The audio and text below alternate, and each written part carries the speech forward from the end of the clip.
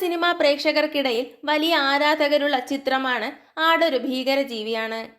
Mithun manual Thomas ആദ്യമായി സംവിധാനം ചെയ്ത ചിത്രം അന്ന് ബോക്സ് ഓഫീസിൽ വലിയ പരാജയമായിരുന്നു.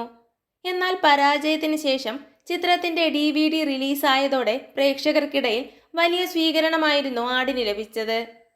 2 വർഷങ്ങൾക്ക് ശേഷം ചിത്രത്തിന്റെ രണ്ടാം ഭാഗമായ ആട് 2 മിഥുൻ മാനുവൽ ഒരുക്കിയിരുന്നു. ഒരു പരാജയ ചിത്രത്തിന്റെ രണ്ടാം ഭാഗം വലിയ വിജയമായ ചരിത്രമായിരുന്നു അന്ന് മലയാളികൾ കണ്ടത്. ബോക്സ് ഓഫീസിൽ വിജയമായ ചിത്രം മൂന്നാം ഭാഗത്തിനുള്ള സാധ്യത ബാക്കി വെച്ചിരുന്നു. ഈയിടെയായിരുന്നു ആടിന്റെ മൂന്നാം ഭാഗം വരുന്നതിന്റെ സൂചന സംവിധായകൻ നൽകിയത്. വരാൻ പോകുന്നത് വലിയ സിനിമയാണെന്ന് പറയുകയാണ് മിഥുൻ മാനുവൽ. ആട് 3 വലിയ സിനിമയായതുകൊണ്ട് സമയമെടുക്കുമെന്നും ക്ഷമ വേണം എന്നുമാണ് മിഥുൻ പറയുന്നത്.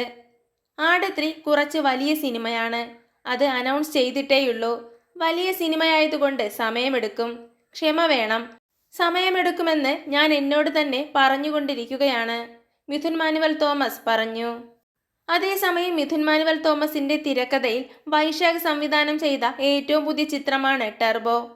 പ്രഖ്യാപനം മുതൽക്ക് തന്നെ ഏറെ പ്രേക്ഷക സ്വീകാര്യത നേടിയ ചിത്രത്തിൽ ടർബോ ജോസ് എന്ന കഥാപാത്രമായിട്ട് എത്തിയത് മമ്മൂട്ടിയാണ്.